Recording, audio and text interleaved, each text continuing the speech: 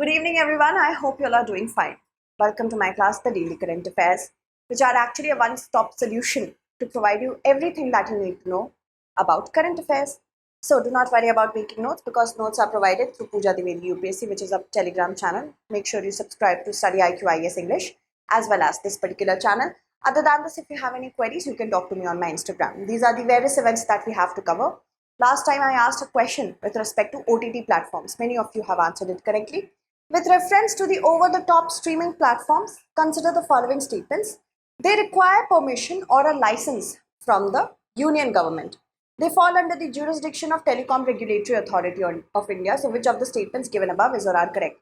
OTT platforms are becoming more and more popular because of the kind of content they provide. It is accessible at an affordable rate.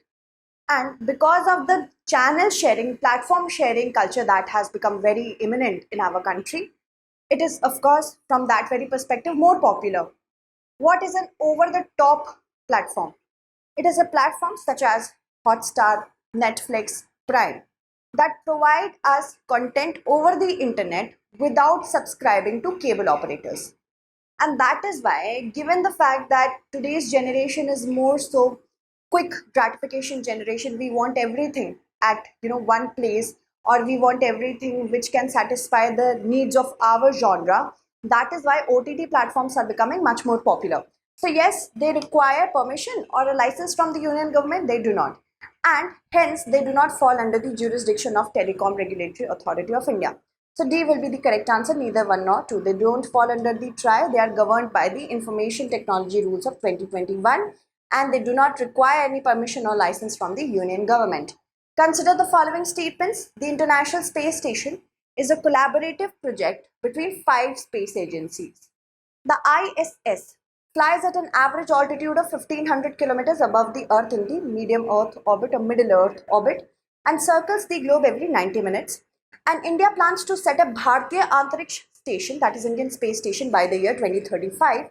How many statements given above is or are not correct? Now, as the year is coming, as the year is approaching, when the International Space Station will fail to exist, will fail to be in an operational state, then India is among certain other countries which are planning to have their own sovereign space station. India will also have its own sovereign space station. By the year 2035, we will also send one Indian to the moon by the year 2040. So, third statement is correct. The International Space Station became operational in the year 2000.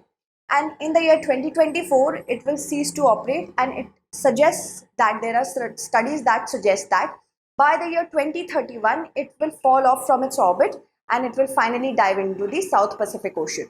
So yes, ISS is a collaborative project between 5 space agencies: NASA, European Space Agency, Russia's Roscosmos, Japan's JAXA, and Canadian Space Agency. So first statement is correct. Also, it flies at an altitude of 400 kilometers. Here it is written 1500, 400 kilometers in the lower Earth orbit, LEO, and it circles the globe every 90 minutes. This is incorrect for that very matter because of the factual mistakes.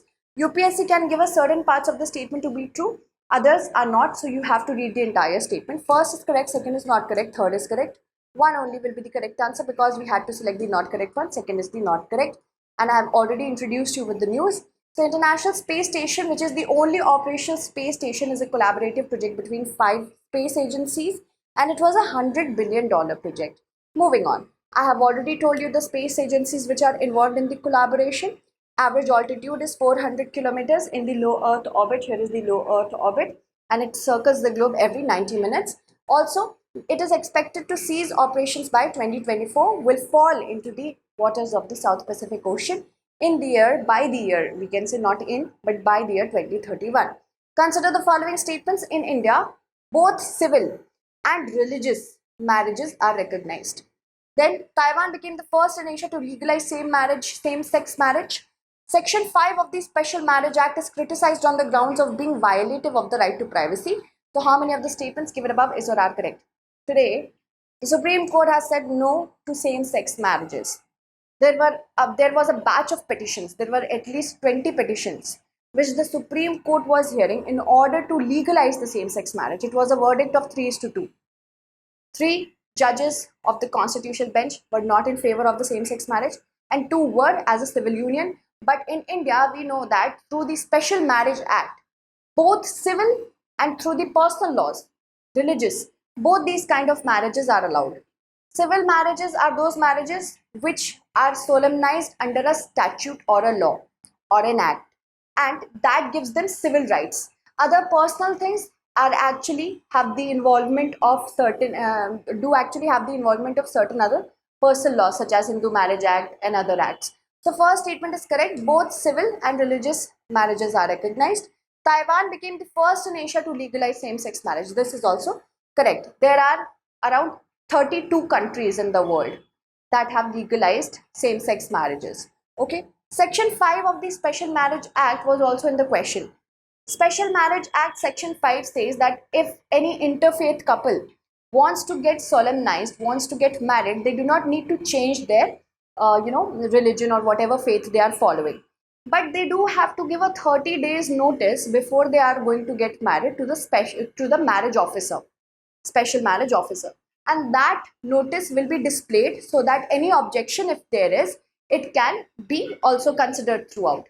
So this is one of the things that has been the most criticized sections of it, because it is in violation of the 2017 verdict, K.S. Puttaswamy verdict of right to privacy. So first is correct, second is correct, third is also correct. All three will be the correct answer. The Supreme Court has said that we cannot strike down the provisions of the Special Marriage Act or read words differently. The thing was that same-sex marriages, according to a petition, could be solemnized under the Special Marriage Act, in which certain words can be changed. But there was a problem. Under the Act, a wife can have a divorce if the husband has, since marriage, has become guilty of rape, bestiality, or sodomy. So what happens that a wife has been given those powers. If under the SMA, same-sex couples are there, then which person will be the wife and which person will be the husband from that perspective has to be thought out. And 160 laws will get impacted because words have to be changed there as well. And there could be discrimination for heterosexual couples in that very matter. So that is why SMA, which is there to solemnize and give legitimacy to the interfaith couple marriages, it's in that perspective and not for the perspective of same-sex marriages. However, the CJI has given some guidelines to the center by saying that please ensure queer community is not discriminated against when it comes to access to goods and services. Also, there is no discrimination. Sensitize the public about queer rights. Create a hotline for the community and safe houses or garima for queer couples. Ensure intersex children are not forced to go any sort of operation, sex change, and then not any hormonal therapy would be allowed. So these are the things that I've already covered. Make sure you watch it on the channel because it is important for your examination. On October 9, 1954, the Special Marriage Act came into existence. And under this, any marriage, if it is registered, it is a civil marriage. Other personal laws have involvement in things such as marriage, divorce, adoption. They are governed by the religious laws which are classified, such as the Muslim Marriage Act of 1954, Hindu Marriage Act of 1955. So why is Special Marriage Act such a huge deal? Because if any interfaith couple wants to marry without changing their religion, they can do so under the Special Marriage Act. According to these particular laws, any person, if they have to marry, they have to be of the same religion. If a Hindu person wants to marry a Muslim person, they have to convert. And similarly for Hindu Marriage Act, it is there. And the Indian system is where both civil and religious marriages are recognized. It is similar to UK's Marriage Act of 1949. As per Section 5 of the Act, I have already told you what is the problem, and that is why it is criticized on that ground of being violative of 2017 judgment, right to privacy, which falls under the right to life and liberty. Only 32 countries around the world have recognized gay marriages, out of which there are 10 countries in which gay marriage was recognized by the court ruling in favor of that. Countries such as USA, Australia, Ireland, Switzerland, South Africa, Taiwan, Argentina and Canada have legalized same-sex marriages. Consider the following statements with respect to the tour of duty model of the Indian Army. Under this model, civilians can be recruited into three services of the armed forces. The scheme attracts those who seek to join the armed forces as a full-time career, and the basic thought process behind the proposal is to reduce expenditure on military pensions. So how many of the statements given above is or are correct? Recently we saw that many Israelis, wherever they are returning to their own country so that they can fight for Israel.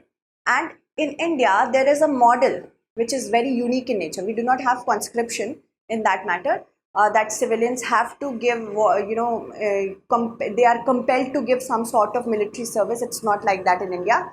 For India, we have the tour of duty model, in which civilians can be recruited to the three services of the armed force for 4 years. And because it is for 4 years, then the basic thought process behind it, to make sure that too much dependence is not there on pension, and the government can reduce its expenditure in that very matter. So yes, first is correct, third is also correct.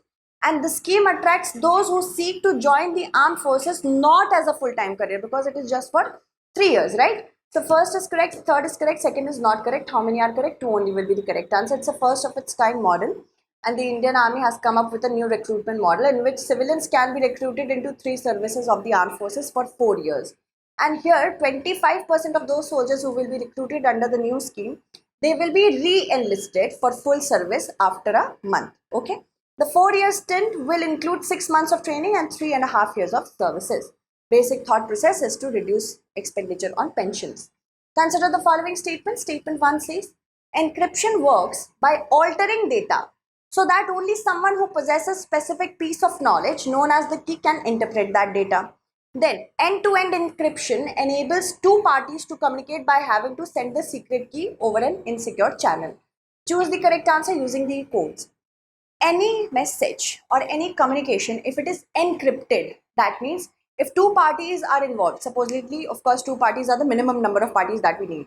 If two parties are involved here, then there is a key that is actually accessible to party A and party B, and only to those parties, so that whatever communication they are doing can be read by only these two parties. Supposedly, we have A, B and C. A, B and C. And A and C want to communicate through encryption. There is a thing that we have to keep in mind over here. Both these parties have a key. Supposedly, this is the key, X. And it is stored in their phones. It is stored in their phones.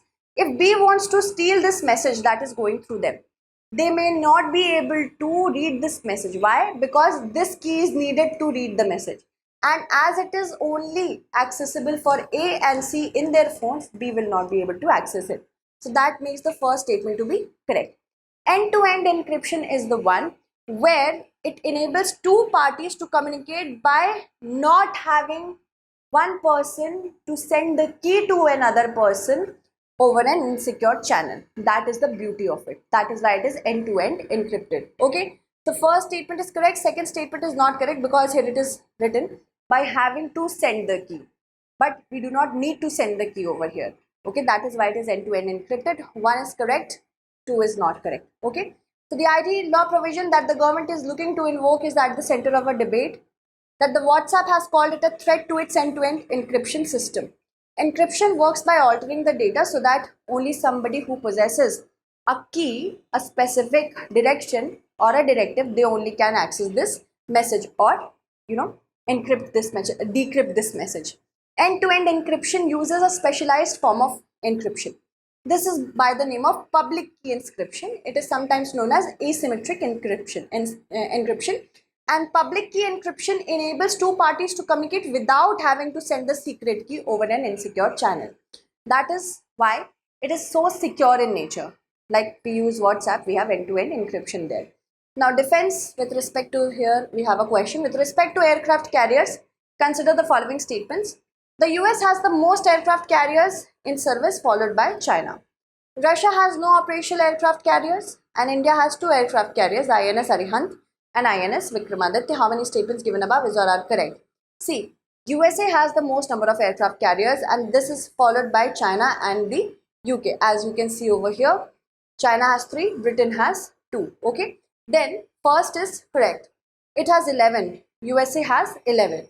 Russia actually has 1 aircraft carrier, but it is not operational right now. It will come in operation by the end of next year. This is what we know right now. So second is definitely correct. India has 2 aircraft carriers, INS Vikrant and Vikramaditya, not Arihant. So these kind of confusing questions could be asked. Make sure you do not get confused.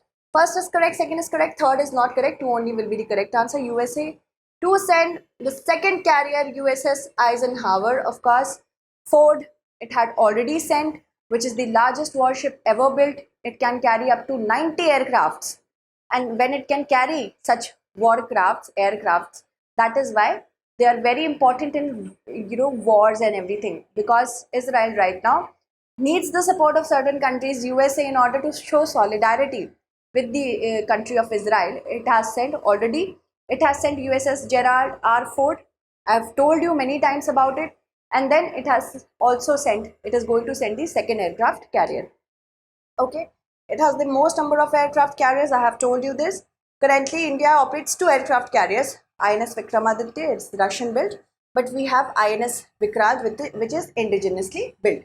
After these many countries, US, UK, France, Germany, China, Japan, India is only the 7th country that can build an aircraft carrier. That is also important for us to know.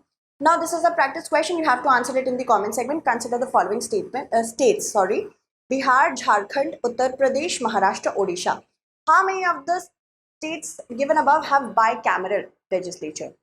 State Assembly and the State Legislative Council. Okay, so you have to answer it correctly. Let me take the names of those students who have answered the last question correctly, so that you can answer this one as well.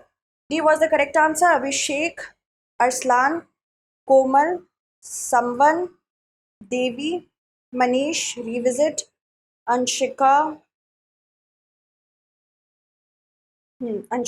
User, Unnati, Nikhil, Mansi, Molugu, Simran, Pratiksha, Dr. Priyadarshan, Easy English, Prabhat, Prithviraj. Yes, I will send it. Riya, Vijay. Thank you so much for answering the last question. Answer this one as well. Thank you so much.